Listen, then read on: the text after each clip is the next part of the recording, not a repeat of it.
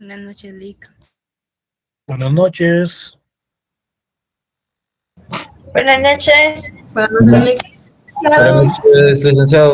Buenas noches, licenciado. Buenas noches, licenciado. ¿Qué tal, licenciado? ¿Qué tal?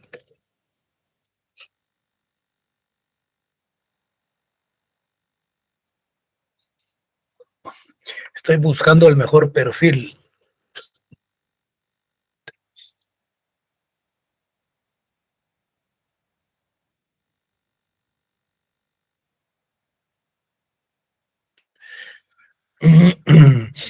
Jóvenes, buenas noches.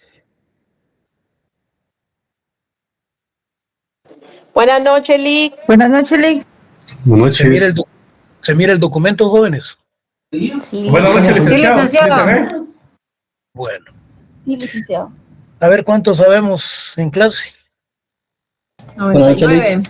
¿Cuántos? 99. Bueno, jóvenes, pongan atención, pues.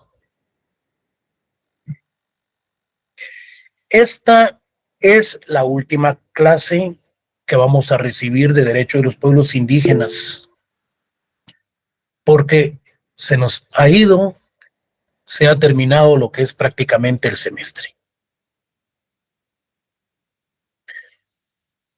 La cátedra de hoy vienen, bueno, prácticamente vienen 10 puntos, 12 puntos, y en el otro módulo número 5 viene pues la diferencia, para hacer un total de 30 puntos. El material del módulo 5 y este módulo 6, ustedes ya lo tienen, en donde se incluye también un trabajo que hice en el Instituto de Investigación de la Facultad, que habla sobre los derechos de los pueblos indígenas. De preferencia, lean lo que es el pluralismo jurídico y el monismo jurídico. Lean lo que es jurisdicción. Pero todo es importante. Todo es importante, principalmente cuando se habla de cuestiones de el pluralismo jurídico, de la participación de los grupos étnicos y el por qué no participaron al final. Es cuestión que lo lean y lo interesante. El día de hoy, pues, vamos a estudiar el último módulo. Lo iniciamos en la cátedra anterior, pero a mí me hubiera gustado que el programa, este programa hay que actualizarlo más y hacerlo más vinculante con cada una de estas instituciones, con la temática que se viene desarrollando en el desarrollo, que se viene desarrollando, la redundancia, que se viene realizando en el estudio de la temática del programa. Me explico. Si vamos a hablar por ejemplo, de la discriminación racial, entonces sería bueno entonces tener a la mano el instrumento que se refiere específicamente a esas formas y tratamientos de discriminación racial, porque las estamos estudiando prácticamente individuales. Si nosotros vamos a ver, por ejemplo, el hurto, vamos a ver el robo, pues tengamos a la par la ley. El robo es artículo tal, el hurto artículo tal, y lo estamos analizando y lo estamos estudiando. En cambio acá se elaboró la temática de cada una de las instituciones con respecto a lo que se estudió, a lo que se analizó, a los temas, e independientemente los instrumentos de carácter internacional. Si vamos a ver, por ejemplo, los derechos humanos, entonces ver el convenio 169 y ver la Convención Americana de los Derechos Humanos, el Pacto de San José, la Constitución, el artículo 46, 47 del derecho interno en derechos humanos. Pero lo importante es que nosotros ya sabemos de todo eso y ahora lo que estamos estudiando y analizando prácticamente ya son elementos teóricos, elementos de la normativa de cada una de de las instituciones, de las cuales, pues, nos sirve como elemento fundamental de todo lo que nosotros hemos analizado y estudiado. Entonces, para iniciar el tema de hoy, vamos a ver parte de lo que ya analizamos en una de las primeras cátedras.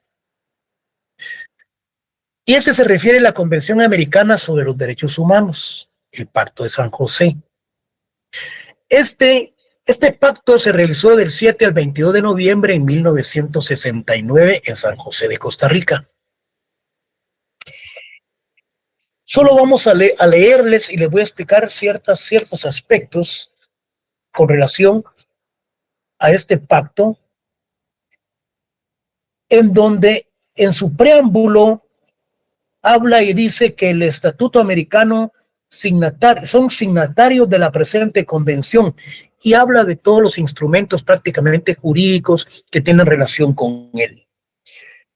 En el artículo 1 dice, obligación de respetar los derechos. No solamente esta convención está hablando de respetar los derechos de las personas de Guatemala. Este es un instrumento de carácter internacional. ¿En dónde está entonces el tribunal o en dónde están entonces los juzgados de los convenios sobre los tribunales de los derechos humanos? En Costa Rica, la Convención sobre los Derechos Humanos. ¿En dónde se plantean las denuncias, las demandas de las violaciones? En esta Convención Americana de los Derechos Humanos, cuya sede se encuentra en San José de Costa Rica. Y vamos a ver algo muy importante más adelante. Dice en el artículo 1, los estados partes en esta convención se comprometen a respetar los derechos y libertades reconocidos en ella y a garantizar su libre y pleno ejercicio a toda persona que está sujeta a su jurisdicción. En una de las clases anteriores estudiamos lo que es la jurisdicción estatal. ¿En dónde está enmarcada la jurisdicción del Estado? En la aplicación del ordenamiento jurídico de parte de los juzgados. Sin discriminación alguna por motivo de raza, dice, garantizar su libre, pleno y ejercicio a toda persona que esté sujeta a jurisdicción, sin discriminación alguna por motivo de raza, color, idioma, religión, opiniones políticas o de cualquier otra índole. Es decir, que a través de esta convención, nosotros estamos protegidos con respecto a las violaciones de los derechos humanos. Si la persona es indígena, entonces se le aplica entonces, si es en Guatemala, el artículo 222 del Código Penal del BIS, en donde habla sobre la discriminación. Pero si es en una defensa, se debe de aplicar entonces la convención, porque es para todos universalmente la aplicación de esta convención. ¿Qué más? Algo importante. Miren, se habla del derecho, el artículo 4, habla el derecho a la vida. Fíjense pues, dice, toda persona tiene derecho a que se respete su vida. Este derecho estará protegido por la ley y, en general, a partir del momento de la concepción, nadie puede ser privado de la vida arbitrariamente.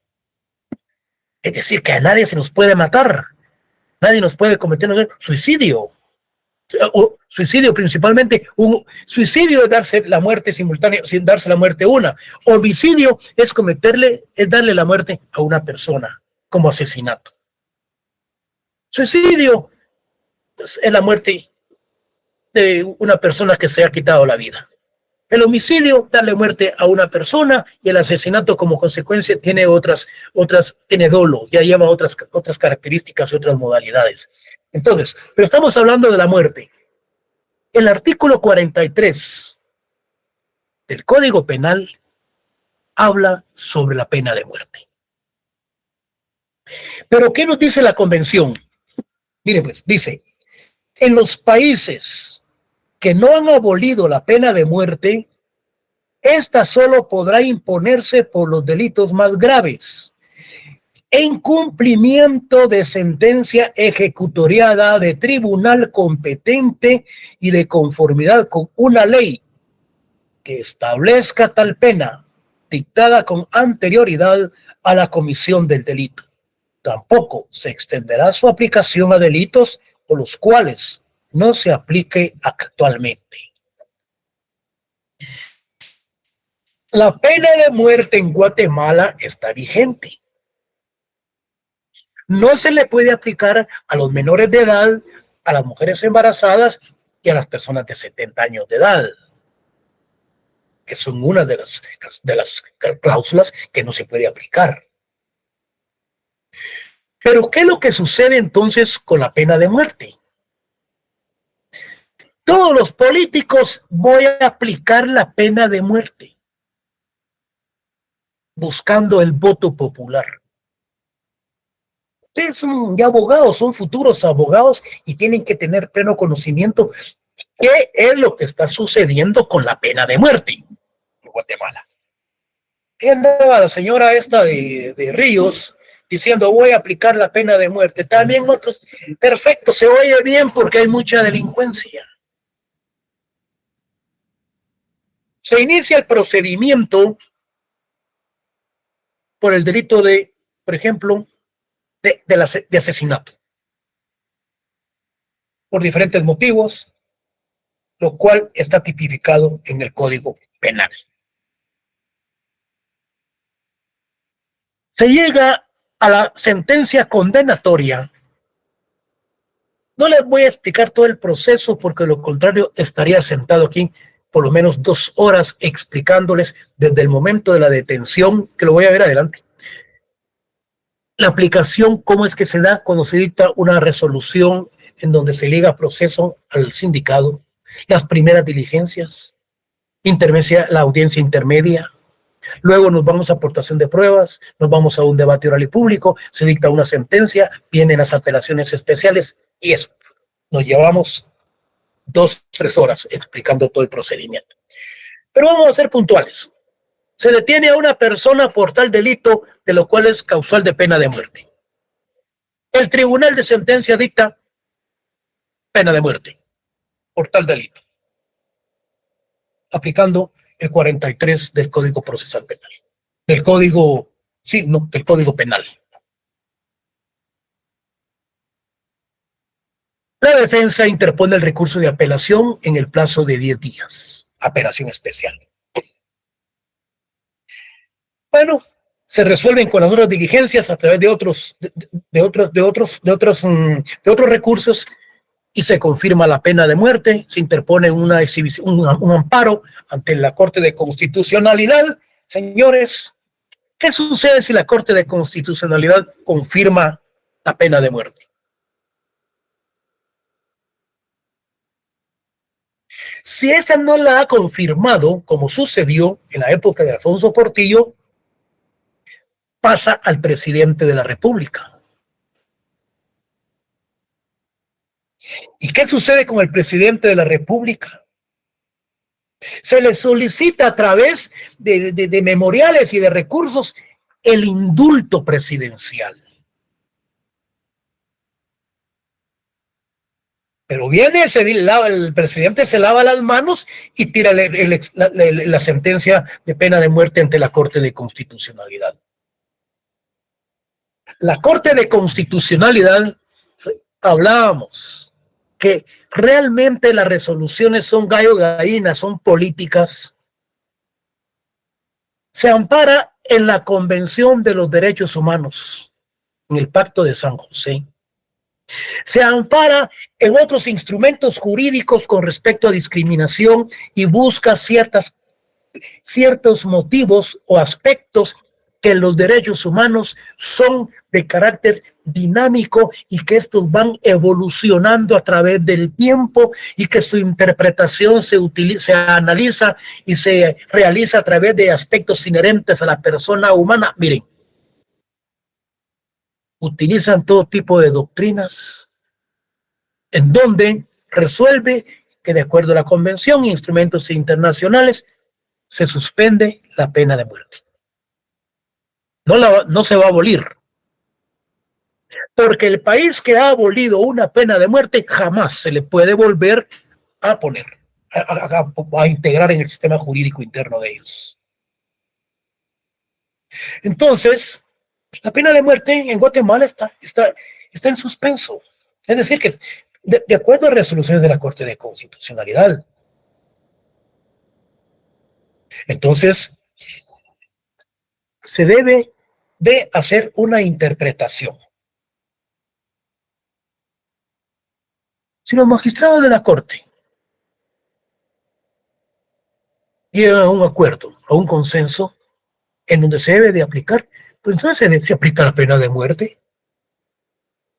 El presidente, pues aquí queda fuera con respecto al indulto, porque la Corte ha confirmado que se aplique la pena de muerte. ¿Qué dice el artículo 7? Derecho a la libertad personal. Toda persona tiene derecho a la libertad y a la seguridad personal. Es decir, que esta persona tiene derechos, por ejemplo, a la libre expresión del pensamiento de conformidad con el artículo 35, creo que es de la Constitución. Tiene derecho a su movilidad, a su locomoción. ¿Sí? Él puede emigrar, está libre, puede participar también en manifestaciones. Y esto se lo permite la misma Convención sobre Derechos Humanos. Guatemala, pues, debe haber una aprobación de dichas manifestaciones o de dichas participaciones de las libertades personales. Las garantías judiciales. Artículo 8, que se regulan en el artículo 6, 7 y 8 constitucional. Se detiene a una persona por delito infragante porque asesinó, porque robó, hurtó, se cometió homicidio o lo que ustedes quieran y es aprehendido. Se le hace ver el motivo de su detención durante las primeras 6 horas.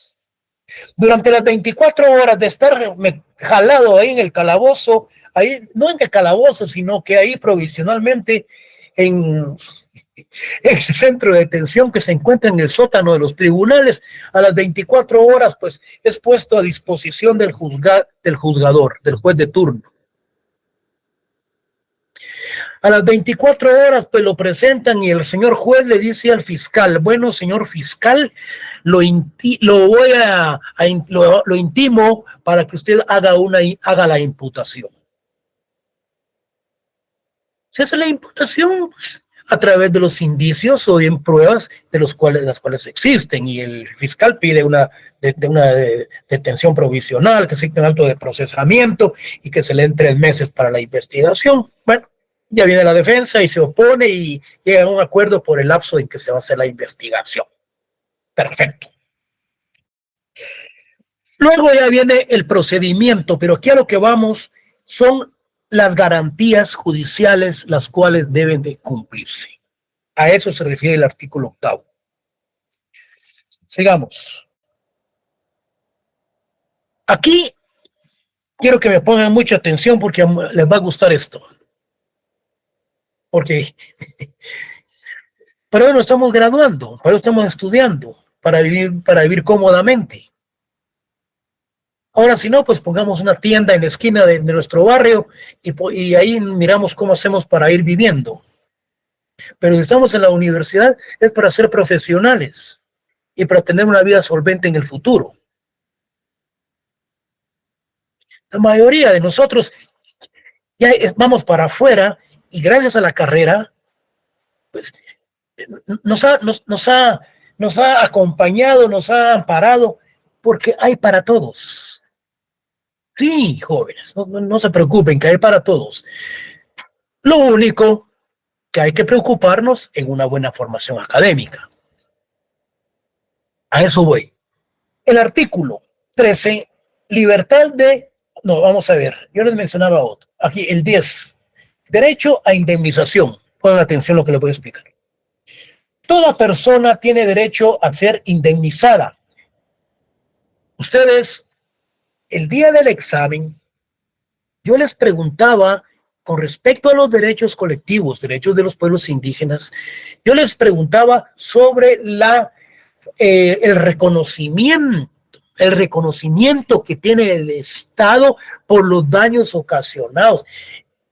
Y ustedes me pusieron restitución. Otros me pusieron indemnización.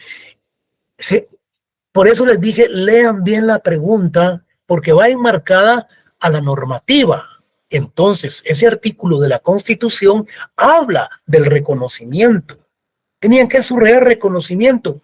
Todos, como se hablaba de que había que indemnizar, y todo, restitución. No, era de analizar la pregunta, como la otra de aspectos eminentemente religiosos. Dice, toda persona tiene derecho a ser indemnizada conforme a la ley en caso de haber sido condenada en sentencia firme por error judicial. Imagínense ustedes. Una persona es sentenciada. Se da una sentencia de carácter absolutorio o absolutoria.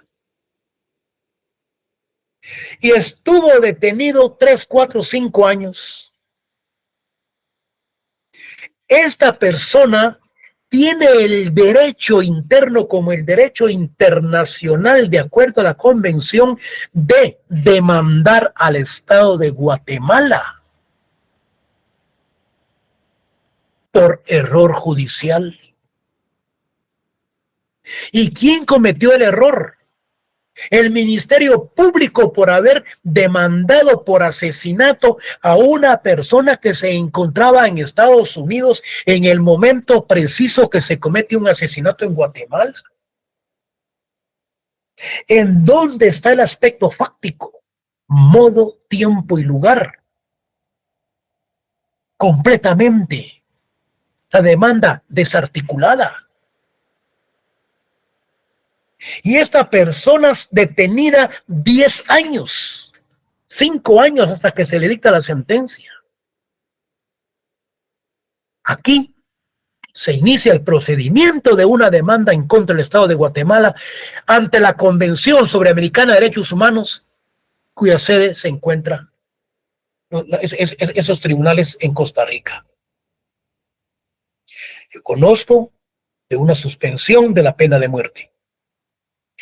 Ahora viene el caso cuando hablamos de las indemnizaciones, pero dejemos ese caso.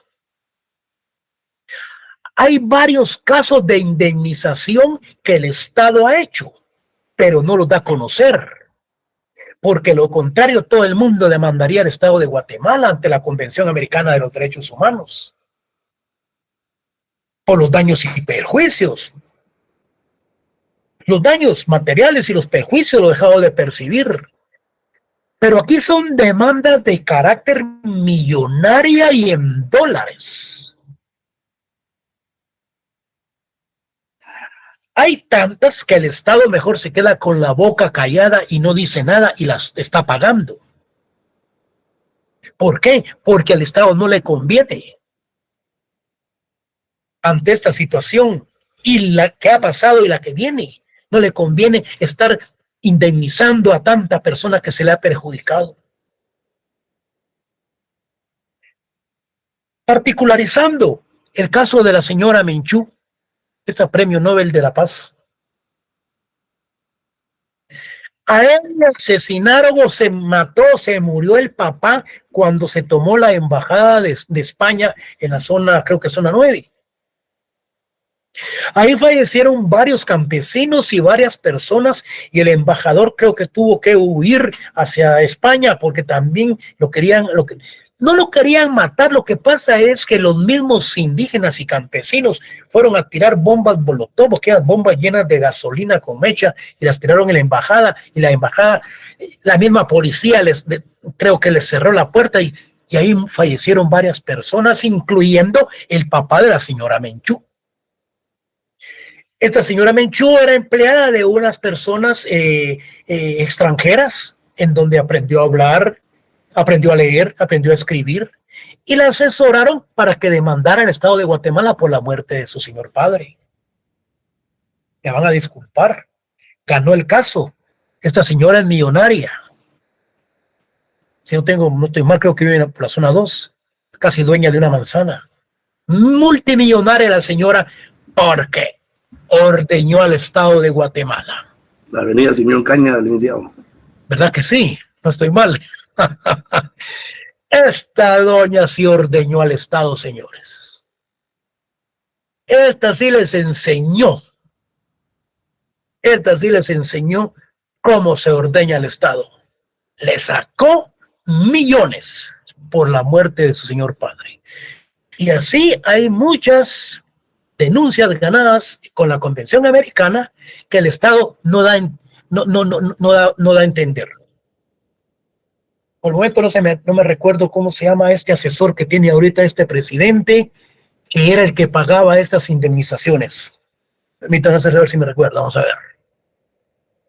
Hoy lo tiene de asesor, que era la persona que era el encargado de esa comisión de las indemnizaciones, porque hay un fondo preciso para ello. Bueno, pero eso es porque estamos hablando del tema. El día de mañana a ustedes les cae un caso de estos.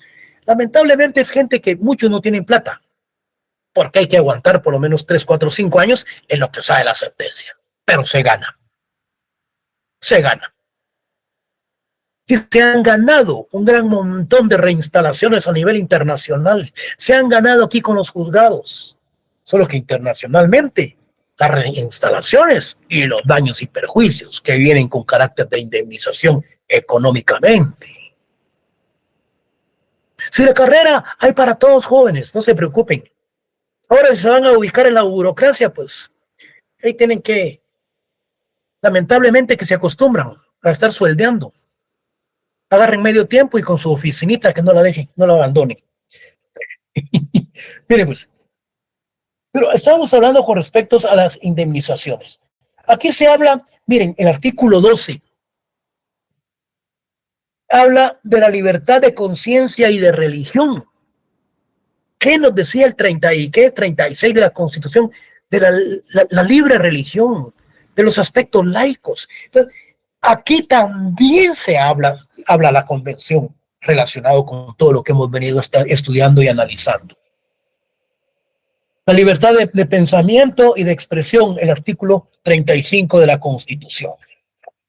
Luego, derechos a circulación, derechos políticos y civiles, las participaciones cuando vamos a manifestar, cuando vamos a las elecciones, cuando hablamos de los aspectos evidentemente democráticos, la democracia participativa, la democracia directa, aspectos que ya también los vimos.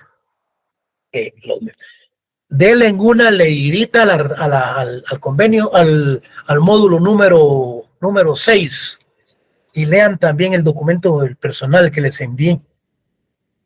Sí, el examen viene para el que leyó o el que estuvo en las conferencias, en las pláticas. Pero aquel que no leyó y aquel que no estuvo en las pláticas me va a volver a sacar 0, porque hubieron 2 ceros. Y de último quisieron a través del segundo parcial que vale 40 puntos, trataron de llegar a los 31. Llegaron a los 30. Yo soy maestro, sé qué es el qué y qué es el cómo. El cómo lo científico y el cómo es lo científico y lo otro es lo pedagógico. Entonces, los que sacaron 30, se les puso el 31 para que no pierdan el año y se vayan a la escuela de vacaciones. teniendo un poco de conciencia social con respecto a ser uno maestro. Pero aquel que no es maestro y que es bachiller y que lo pusieron a dar clase, ellos no conocen de lo que es pedagogía, del qué ni el cómo. El que lo científico, lo cómo, lo pedagógico. Eso es de la academia, de la enseñanza. ¿Sí? Yo soy maestro graduado en aquella época de una de las mejores escuelas de Latinoamérica, la Escuela Normal Central. Sin competencia, pues, sí, sin ofender a nadie ni susceptibilidades. Sigamos. Miren, pues. Hablamos, me decía. Contrincante de los de acá, Chelik. Sigamos, sí. A nosotros nos decían WIFA. ¿Usted sabe por qué? Sí, dígame. Buenas noches. No sabe.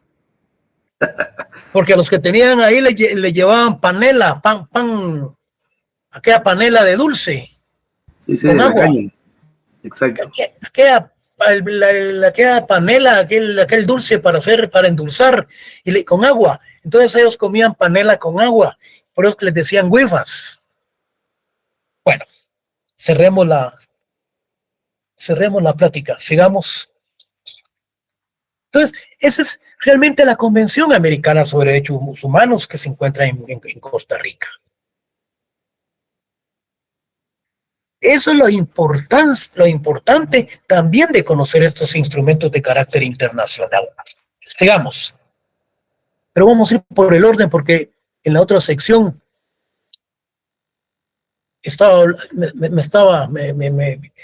me pasé de una temática a otra y en cuanto a los temas, pero lo analizamos y se corrigió todo. Miren pues, ahora la Convención Internacional sobre la eliminación de todas las formas de discriminación racial.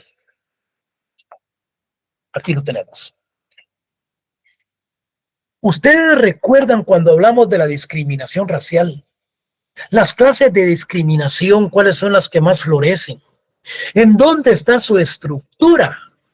La estructura de la discriminación, aspectos económicos, políticos, estructurales, culturales. ¿En dónde están lo que más florece? Lo racial, lo religioso y la otra es sexual. Religión, sexual y entonces, esta convención internacional, jóvenes, hace referencia a lo que yo les mencionaba, que debiéramos de irlo estudiando a la par de todos los aspectos de la temática. Porque nos habla de que no debe de existir discriminación racial. ¿Por qué? Porque dice que no hay doctrina, no hay teoría que se fundamente. Y todo aquel que quiera hablar sobre doctrinas de discriminación racial, que los grupos arios son superiores, todo eso es falso. Lo que sí hace mención es esa desegregación social que se dio en África en la época de Nelson Mandela. Esa gran discriminación entre los africanitos, los negritos con los blancos. Esa segregación en donde se les aplicaba aspectos eminentemente jurídicos durante años con el apartheid. Con ese instrumento jurídico que después con la época de Nelson Mandela pues, lo mandaron al diablo utilizando después los derechos civiles y políticos. Entonces, esta convención habla de varios aspectos. Dentro de los considerandos dice que la Declaración Universal de los Derechos Humanos proclama que todos los seres humanos nacen libres e iguales en dignidad y derechos. Esto lo tenemos regulado en la Convención Americana de Derechos Humanos y en el artículo 4 de nuestra Constitución. ¿Qué más dice? Considerando que las Naciones Unidas han condenado, fíjense ustedes, las Naciones Unidas han condenado el colonialismo y todas las prácticas de segregación y discriminación que lo acompañan, cualquiera que sea su forma y donde quiera que exista. Es decir, se condena esa segregación, esa división, esa discriminación racial que ha existido. Aquí hay algo muy importante. Convencidos de que toda doctrina, dice, lo que yo les mencionaba, de superioridad basada en las diferencias sociales es científicamente falsa. Convencidos de que toda doctrina de superioridad basada en la diferenciación racial es científicamente falsa. Moralmente condenable y socialmente injusta y peligrosa. Y continúa. Y de que nada en la teoría o en la práctica permite justificar en ninguna parte la discriminación racial. Vamos a ver. Aquí hay algo. Alarmados por las manifestaciones de discriminación racial que todavía existen en algunas partes del mundo y por las políticas gubernamentales basadas en la superioridad o el odio racial, tales como la de el apartheid, segregación o separación. Esto es lo que nos habla la Convención Internacional sobre la Eliminación y la Discriminación Racial. El artículo 1 dice, en la presente convención, la expresión de discriminación racial denotará toda la distinción, exclusión, restricción o preferencia basadas en por motivos de raza, color, linaje o origen nacional o étnico, que tenga por objeto o por resultado anular o menoscabar el reconocimiento o goce o ejercicio. Si ustedes se dan cuenta, lo podemos en una audiencia, señor juez, el artículo 1 de la Convención Internacional lo vamos a unificar con ¿cuál es el 242 del Código Penal bis? En donde habla sobre los elementos de la discriminación y cuáles son. Eso es lo que los abogados tienen que aprender a manejar esos instrumentos como el código. Yo ya les dije que tienen que comprar el código en donde están el índice de cada uno de los delitos y el otro del penal, del procesal, en donde están las audiencias, como cada una de las audiencias, porque si es delito de robo, inmediatamente se van ustedes a ver robo, R, encuentran robo y la página y se van inmediatamente. De lo contrario, van a pasar buscando el artículo y no lo van a encontrar y se les va el tiempo tanto en una audiencia como en los exámenes. Sigamos. Dice, los estados partes condenan la discriminación. Los estados partes condenan específicamente la segregación racial. Bueno, aquí continúa hablando sobre aspectos fundamentales de la discriminación. Aquí me van a poner atención. Y hasta les voy a decir, el Pacto Internacional de los Derechos Civiles y Políticos, esto lo vimos también en una de las clases anteriores, cuando hablábamos de aspectos relacionados con discriminaciones, en donde hablábamos de la primera clase, de los orígenes en donde estaba la discriminación por aspectos religiosos, por aspectos políticos, y hablábamos también de aspectos civiles y políticos. El Pacto Internacional de los Derechos Civiles y Políticos, se refiere a la participación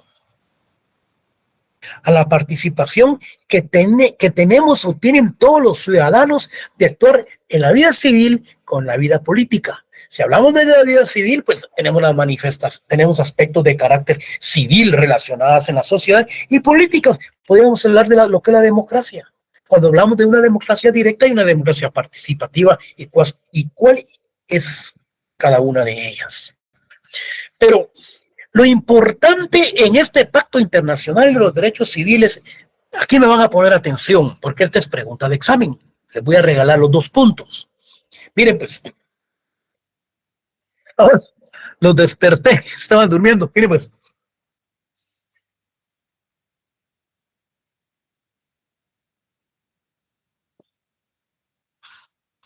Nos regula, pero les voy a explicar. Miren, pues. Dice que este pacto dice que condena, dice. principalmente cuando se está ensalzando o se está proclamando o bien se está haciendo algo a favor. Pongan atención, no escriban nada, solo pongan atención porque me van a captar la idea, porque después vamos a arreglar esto. Nos regula que se comete apología en el momento preciso cuando alguien está ensalzando o bien que se realice una guerra.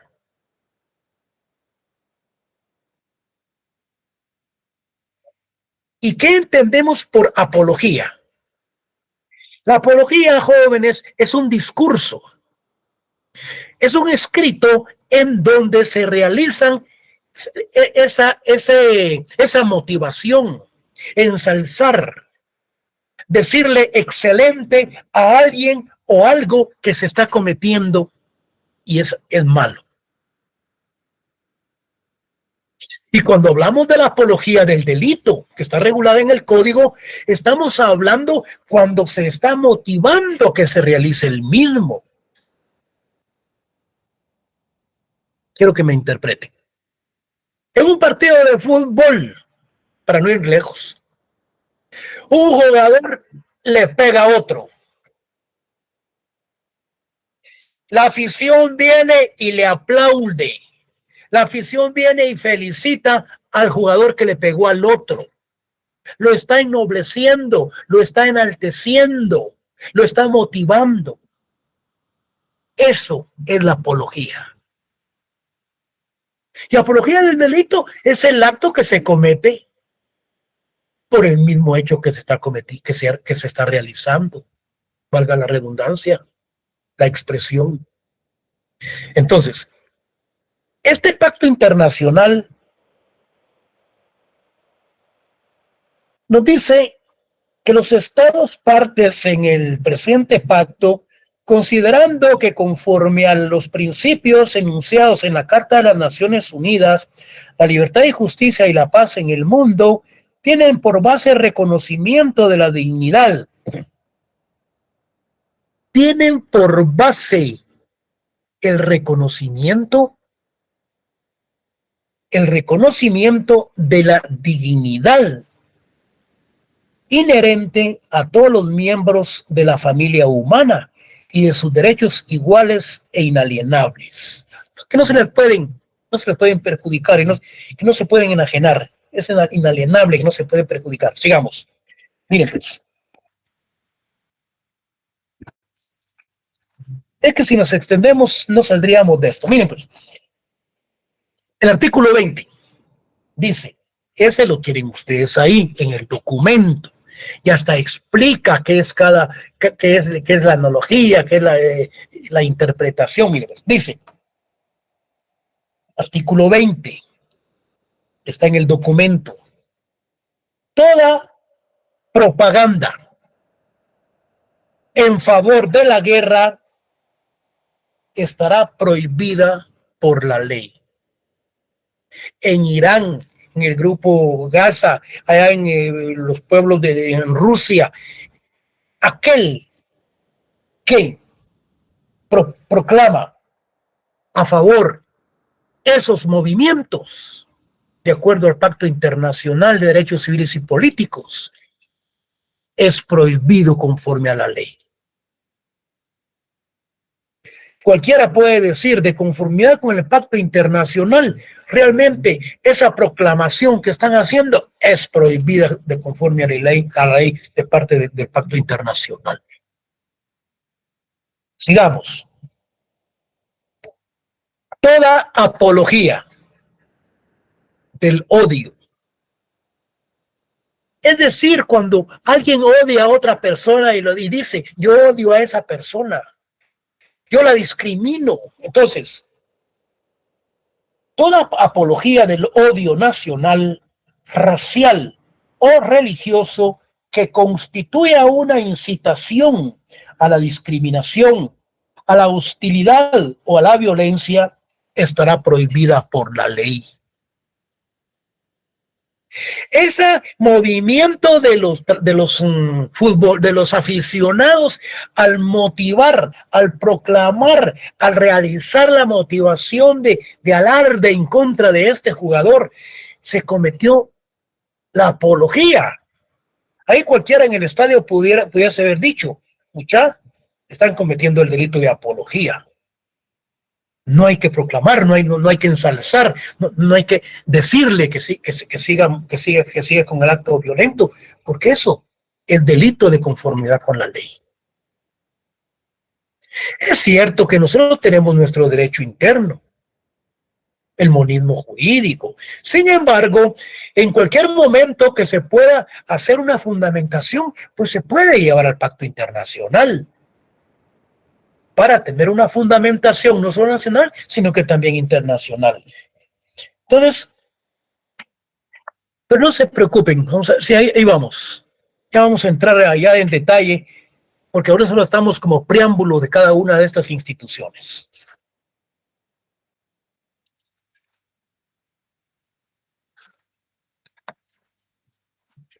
Aquí tengo todos los instrumentos jurídicos a la mano, porque si no ando corriendo buscando.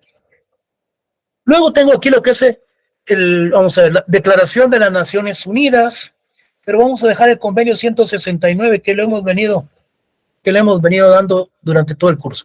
Entonces aquí tenemos el Pacto Internacional, Declaración de las Naciones Unidas. ¿Qué es lo que nos dice la Declaración de las Naciones Unidas?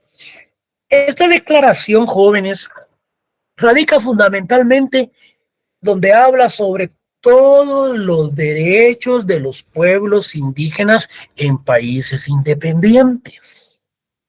El derecho civiles, los derechos políticos, el derecho a aplicar su derecho consuetudinario, el derecho de su identidad. Se refiere a toditos los derechos en donde prácticamente hay como 30, 40 y no sé cuántos artículos hay respecto a esto. 44. ¿Y qué nos dice el último? Dice, todos los derechos y las libertades reconocidos en la presente declaración se garantizan por igual al hombre y a las mujeres indígenas. De todo lo que yo les mencionaba. Ahora miremos uno de ellos, el artículo 1. Los indígenas tienen derecho como pueblos o como personas al disfrute pleno de todos los derechos humanos y las libertades fundamentales reconocidos por la Carta de las Naciones Unidas, Declaración Universal de los Derechos Humanos y la normativa internacional de los derechos humanos.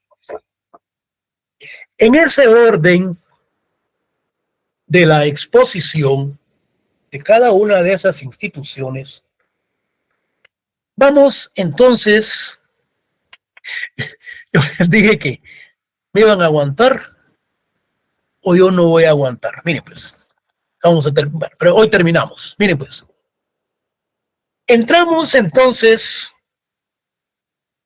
ya a analizar el espíritu y la creación y el aspecto de carácter eminentemente filosófico de las instituciones. Aquí me ponen atención porque aquí ya se juegan ustedes los 10 puntos del examen. Bueno, el convenio 169 de la Organización Internacional del Trabajo sobre pueblos indígenas y tribales en países independientes. El día del examen, ¿por qué me ponen que es el convenio 102? ¿Por qué me ponen el convenio 209? Oyen mal o ven mal al compañero. No copien porque son diferentes exámenes. Me he juntado con unos exámenes en donde las respuestas son del examen que tiene del vecino a la par. El examen es diferente. Y voy a aprovechar. Hay un pequeño lapsus en uno de los exámenes en donde se habla que, esto lo digo porque una compañera dijo, usted habló de 15 minutos, me dijo, no, yo les puse como 30, 35, 40, le dije, no, pero usted dijo 15, dijo, nos preocupó, no. En uno de los, por eso hago la observación, miren, en uno de los exámenes, dice, tiene 30 minutos para resolver la presente evaluación. no, sí, así dice en uno de los exámenes, porque no se cambió, se dejó así, sino que son 45 minutos. Hago la observación, van a tener 45 minutos para resolver 15 preguntas. Pero el examen es yo diría para 30 minutos. Por eso, tranquilos, leen bien la pregunta porque son un poco largas y me contestan. Sean puntuales, no me pongan discursos, no, sean puntuales. Convenio 169 de la Organización Internacional del Trabajo, punto. Tal cosa, puntual. No se pongan a hacer discursos porque realmente no les entiendo. Hay unas letras que no entiendo. Vayan a recibir su curso de caligrafía, ¿sí? O pónganse a hacer óvalos, aunque sea con un palo o algo, pero para aflojar un poco la mano porque tienen mala letra.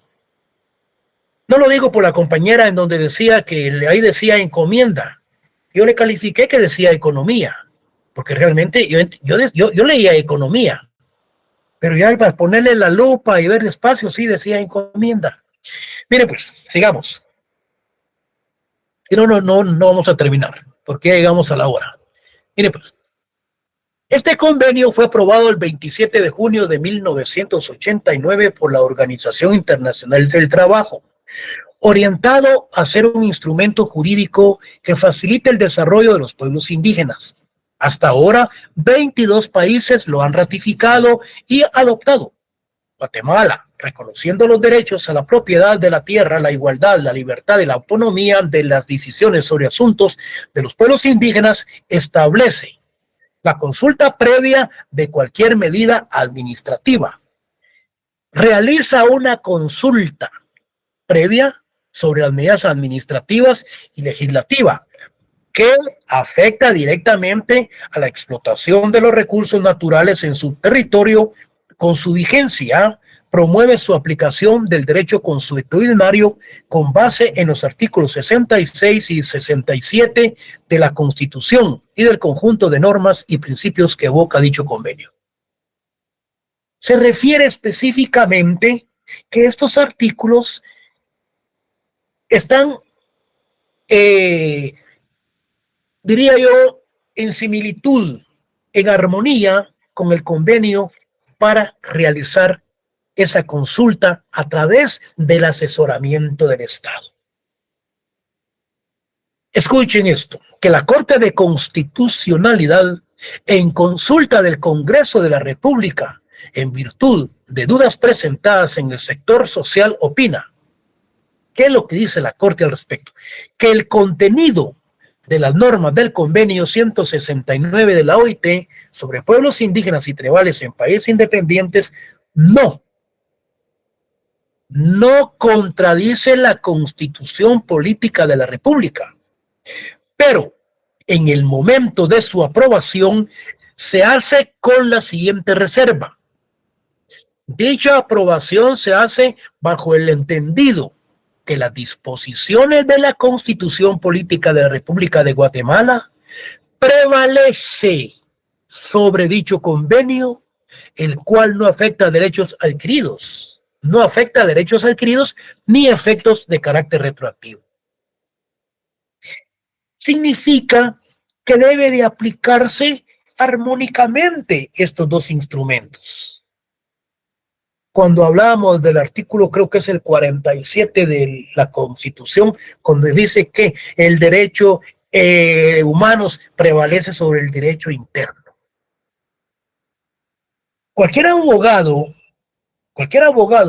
que no haya leído el convenio 169, cualquier abogado que no haya leído la Convención sobre los Derechos Humanos, cualquier abogado que no haya leído las gacetas de la Corte de Constitucionalidad, él se va a quedar en el cascarón, no va a salir entonces del mismo recitando que en materia de derechos humanos prevalece sobre el derecho interno.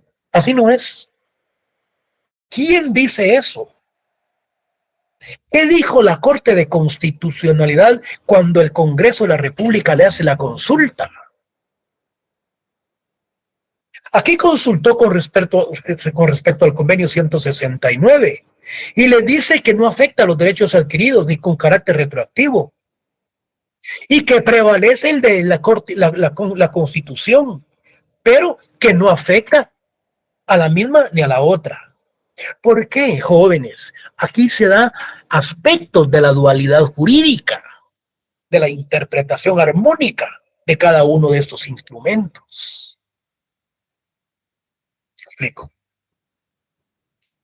Miguel Ángel Valcárcel, en Conferencia Nacional sobre Derechos Humanos, sintetiza el convenio expresado, el derecho a la autoidentificación de los indígenas, el derecho a ser consultado por el Estado, el derecho a la participación cultural, social, económica y política, y el derecho fundamental, dice, a decidir sobre sus propias prioridades, prioridades de desarrollo, que esto es la esencia de la materia del convenio. Interesante. Sigamos. El acuerdo, aquí miren pues, este es un instrumento internacional, este es un instrumento nacional creado de acuerdo con la firma de los acuerdos de paz. Acuerdos sobre identidad y derechos de los pueblos indígenas. Vean, aquí nos estamos refiriendo específicamente a esa identidad.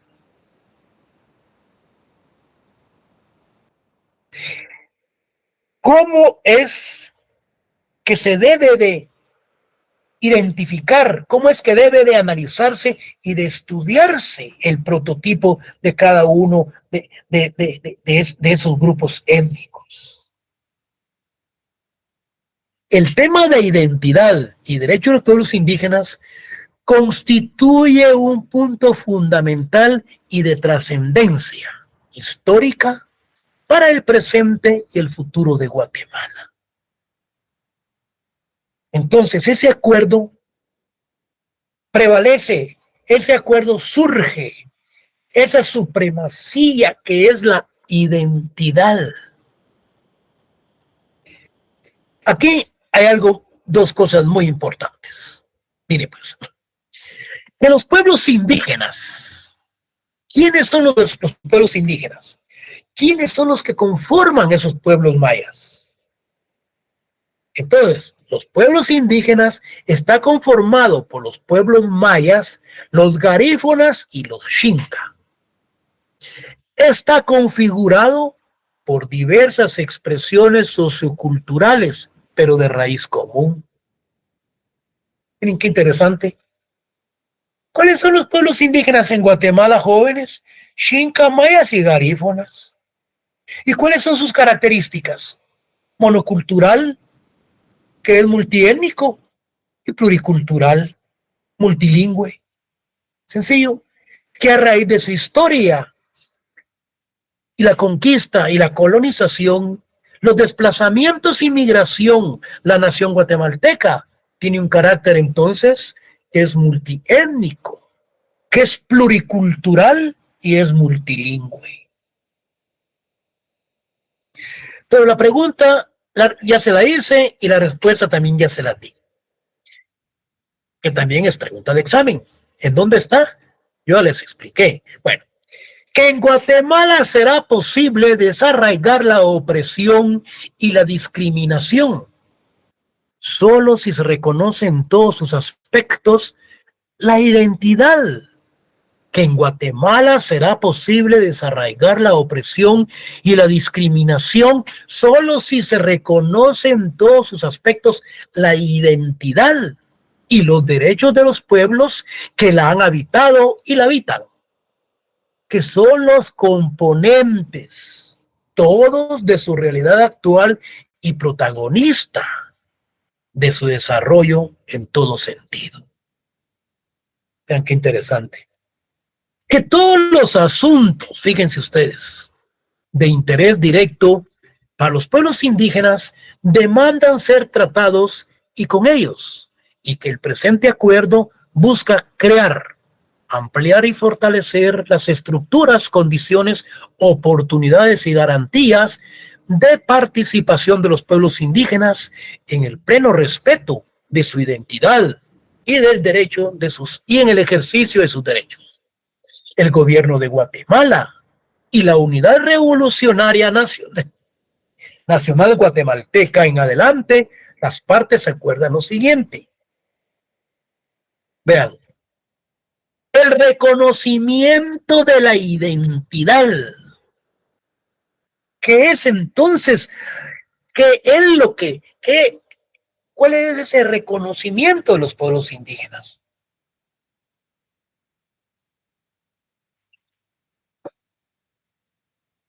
La identidad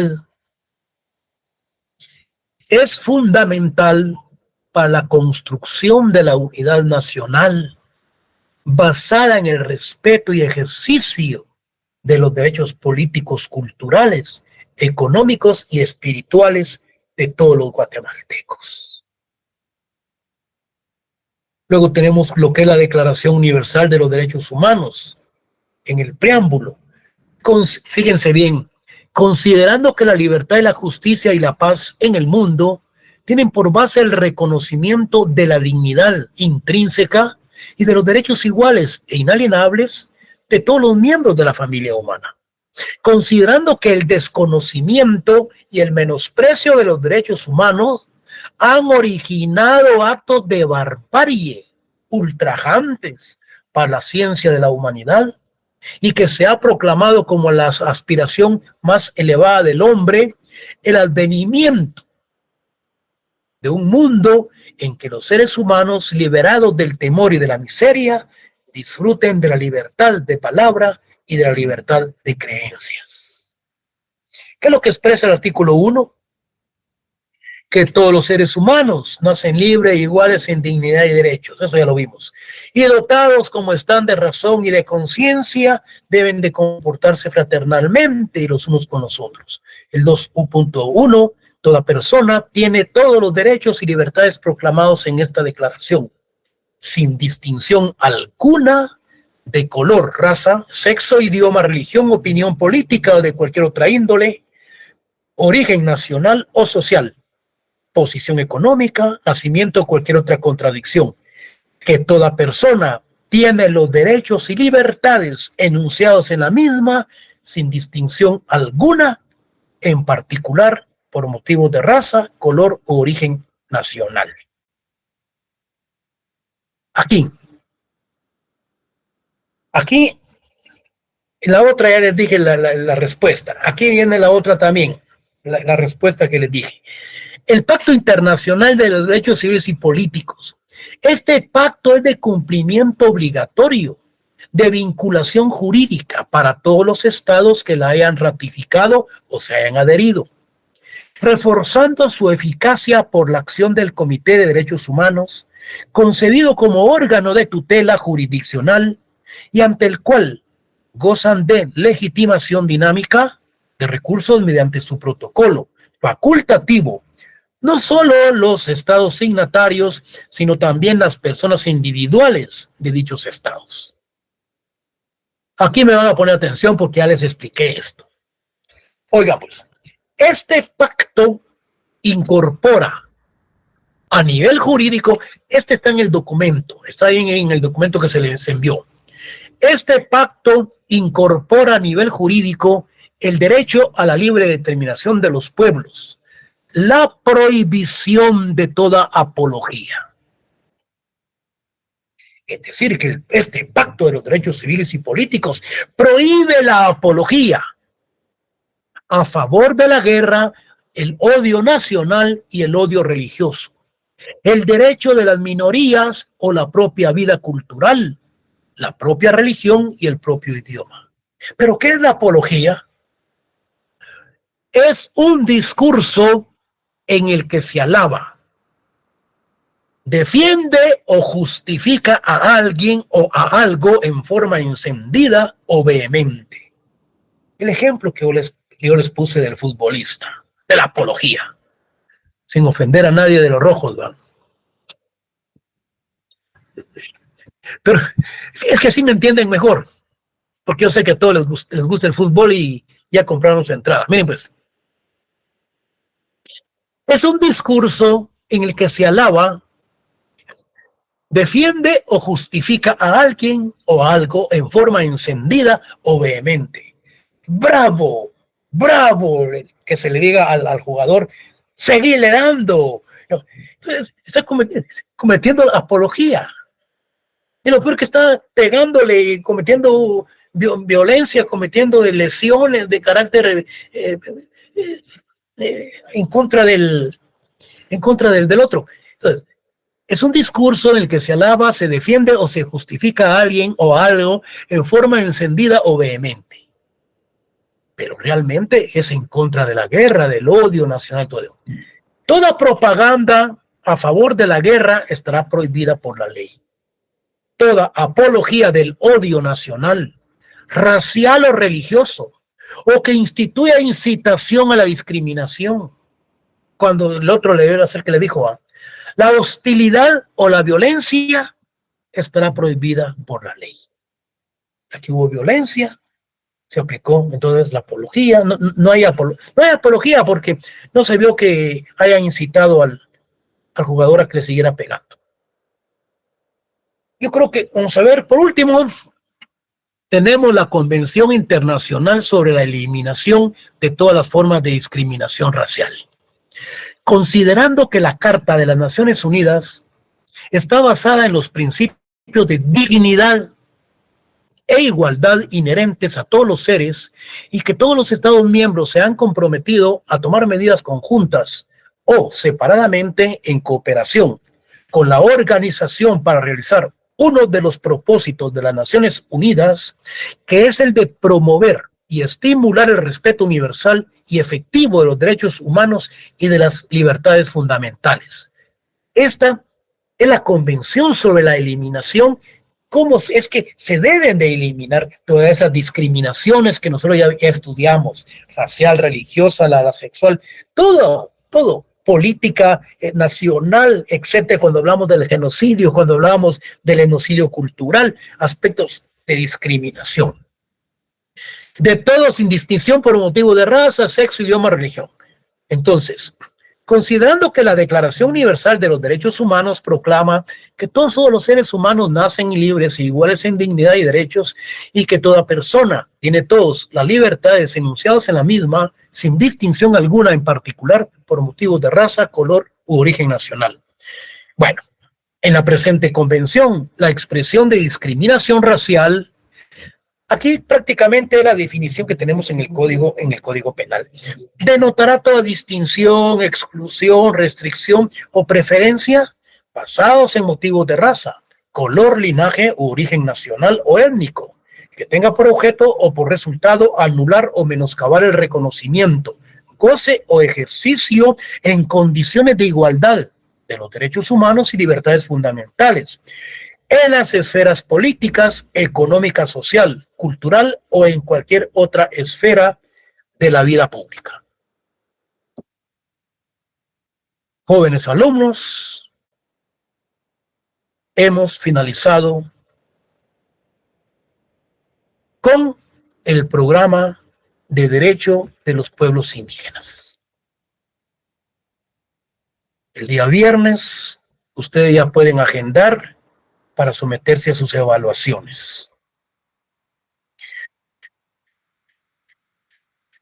Bueno, antes que todo, porque así se dice, antes que todo, porque todo lo que vimos en el año, todo lo que vimos en el semestre. No les voy a decir antes que nada, porque entonces prácticamente es como que no hubiéramos visto nada.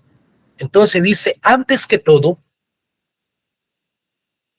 Quiero pues, en primer lugar, decirles que he trabajado con un grupo muy selecto de alumnos.